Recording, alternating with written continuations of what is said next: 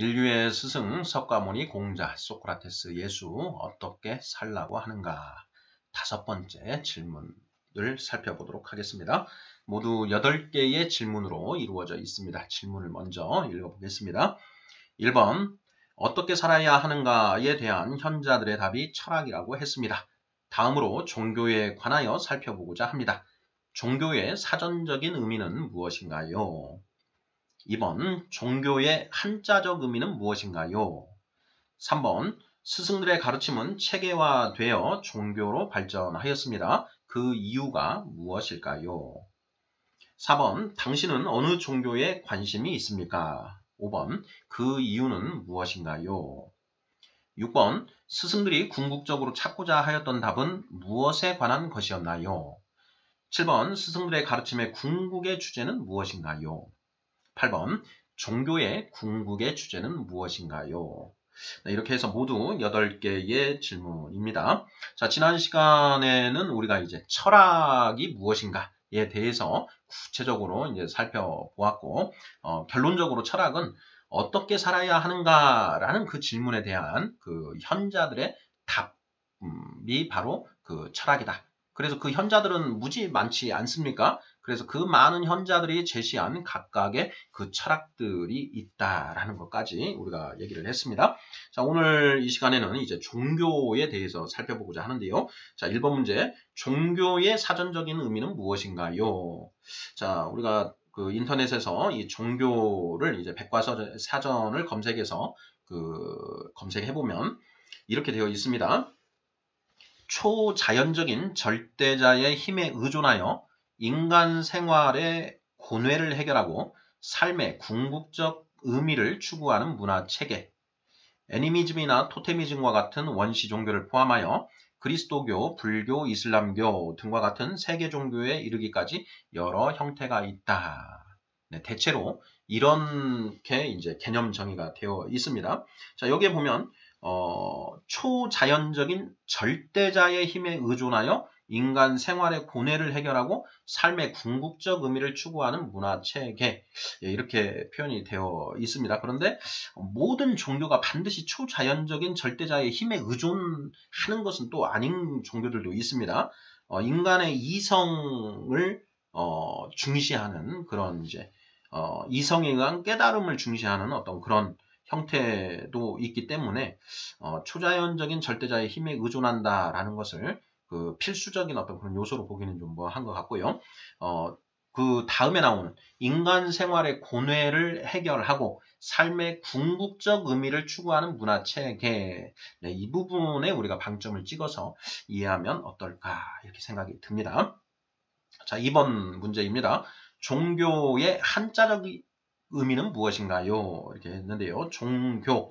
이게 이제 우리 순수 한글 표현이 아니고 이제 한문의 표현입니다. 한문. 자, 이 종교의 종자는 마루 종자. 산마루의 산의 그 꼭대기 높은 데가 산마루죠. 그 산마루를 가리키는 마루 종자. 또는 이제 높을 종자라고도 하고요. 또 뭐 근본의 의미. 그래서 근본이다. 근본 종자. 이렇게도 해석이 됩니다. 자, 그리고 교자는 가르칠 교자이지요. 그래서 결국 종교라고 한다면 가장 높은 가르침 내지는 가장 근본적인 가르침 이런 뜻으로 해석을 할 수 있겠습니다. 자, 우리가 한문 문화권에 우리가 이제 살고 있기 때문에 우리의 문자들, 언어들의 그 의미를 살펴보는 게 굉장히 중요한데요. 한문을 좀 알 필요가 있습니다. 자, 종교의 한자적 의미, 가장 높은 가르침이다. 근본적인 가르침이다. 이런 의미가 있다라는 것입니다. 자, 3번 보겠습니다. 스승들의 가르침은 체계화되어 종교로 발전하였습니다. 그 이유가 무엇일까요? 스승들의 가르침은 체계화되어 종교로 발전하였습니다. 그 이유가 무엇일까요? 우리가 살펴보는 스승은 이제 인류의 4대 성인이라고 하는 석가모니, 공자, 소크라테스, 예수 이렇게 이제 그 네 분의 가르침을 살펴보는 것인데요. 자, 석가모니의 가르침은 이제 불교 를 이루었죠. 그리고 공자의 가르침은 유교를 이루었습니다. 자, 소크라테스의 가르침은 사실 서양 철학을 이렇게 이루었는데, 그것을 뭐 종교라고 우리가 표현할 수는 없지만, 우리가 서양 철학이 인간의 이성을 중시한다라고 한다면, 뭐 그거 자체를 인간의 이성을 어떤 신에 대치했다. 이런 의미에서 뭐 종교로 볼 수 있는 여지가 없는 것은 아닙니다. 다음 이제 예수는 이제 기독교라고 하는 이제 종교의 체계로 발전이 되었죠. 자, 그러면 이렇게 스승들의 가르침이 종교로 발전한 이유가 무엇일까? 예, 종교로 발전한 이유가 무엇일까? 이것에 대한 질문입니다. 저는 이제 이 스승들의 가르침, 스승들의 도였죠. 어떻게 살아야 하는가에 대한 이 가르침이 많은 사람들의 공감을 얻었다라는 것입니다. 공감을 많이 획득함으로써 그 가르침이 점점 체계화되어서 이제 하나의 이 문화 체계로 발전하게 되었다. 그렇게 발전한 것이 바로 종교다라는 것입니다. 그래서 스승들의 가르침이 체계화되어 종교로 발전한 이유는 무엇인가? 그것이 많은 사람들의 공감을 얻었다라는 것인데요. 그 공감이 한 세대에 그치는 것이 아니라 계속 그 역사를 통해서 수천 년 동안 유지되고 있다라는 것입니다. 석가모니 기원전 이제 500년, 600년대 이렇게 사람이고요. 공자도 기원전 500년대, 소크라테스 기원전 3, 400년대, 예수는 이제 이 서기, 예, 기원전과 이제 우리가 그 서기의 분기점이 되는 그 시점이기 때문에 이 가르침들이 무려 2500년에서 2000년 이렇게 유지되고 있다라는 것이죠. 자, 그렇게 2000년이 넘는 그 세월 동안 그것이 명맥을 유지하고 오히려 그 교세가 줄어들지 않고 계속 유지되고 있는 이유는 무엇인가? 그 가르침이 많은 사람들의 공감을 얻고 있기 때문이다라는 것입니다. 만약에 이 공감을 얻지 못한다라고 한다면 그냥 내버려둬도 저절로 사멸되게 되어 있는 것이죠. 자, 스승들의 가르침이 체계화되어 종교로 발전한 이유는 무엇인가?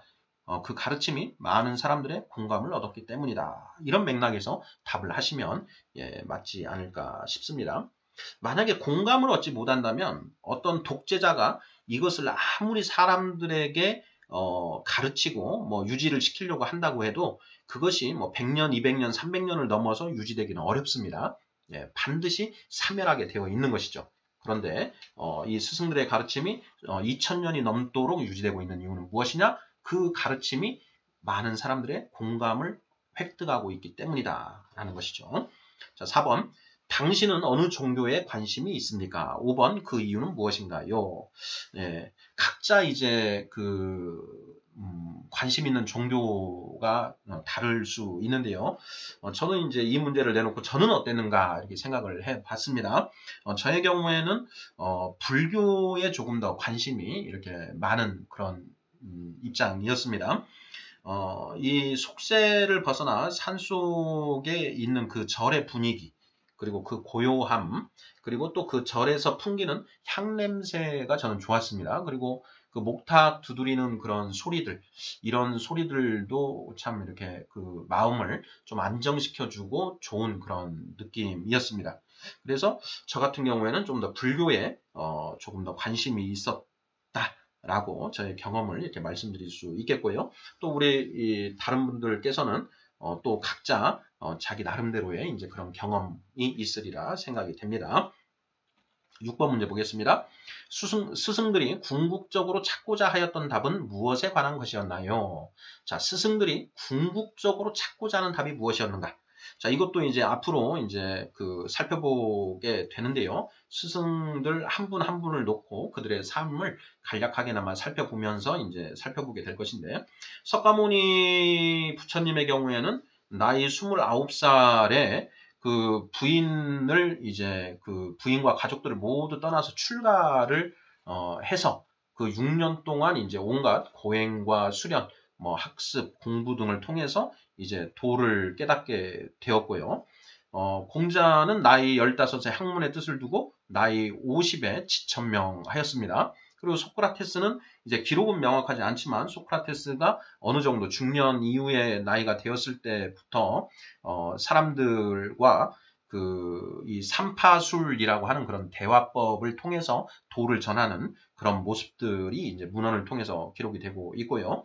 자, 예수는 나이 30 즈음에 그 세례 요한으로부터 세례를 받고 이제 3년 동안 공생애의 삶을 살고 십자가에서 이제 죽었는데요. 자, 이 스승들이 궁극적으로 찾고자 하였던 답은 무엇이었는가? 예. 자, 그 어떤 답을 그들이 얻고자 하는 것이었는가? 예, 저는 제가 그분들의 어떤 그 일대기를 살펴보면, 자, 그분들이 찾고자 하였던 답이 있는데요. 그것은, 자, 이 세상이 과연 어떤 것이고, 그곳에서 나는 도대체 무엇을 하여야 하는가? 그러니까 결국은 어떻게 살아야 하는가라는 그 질문에 대한 답을 찾고자 하는 것이 바로 스승들의 모색이었다라는 것입니다. 자, 스승들이 궁극적으로 찾고자 하였던 답은 무엇이냐? 예, 어떻게 살아야 하는가 하는 것에 대한 답을 찾는 것이었다. 이렇게 답을 하면, 이런 맥락의 답을 하시면 예, 맞을 것 같습니다.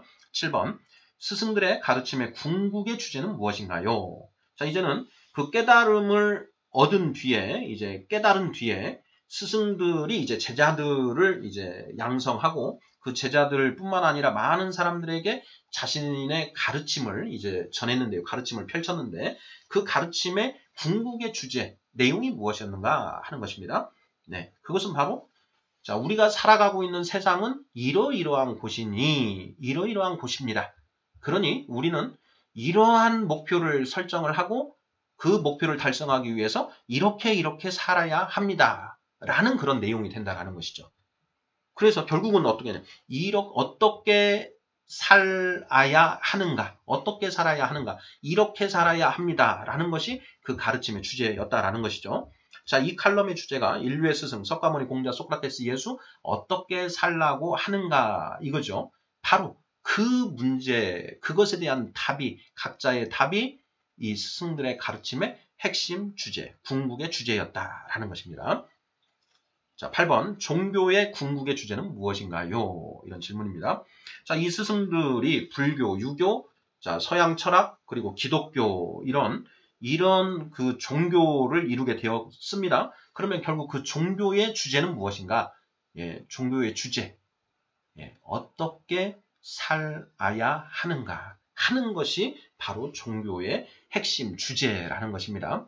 자, 그런데 제가 이렇게 보면 저도 마찬가지고요. 이걸 오랫동안 모르고 살았습니다. 뭐 불교라든가 유교라든가 뭐 이렇게 하면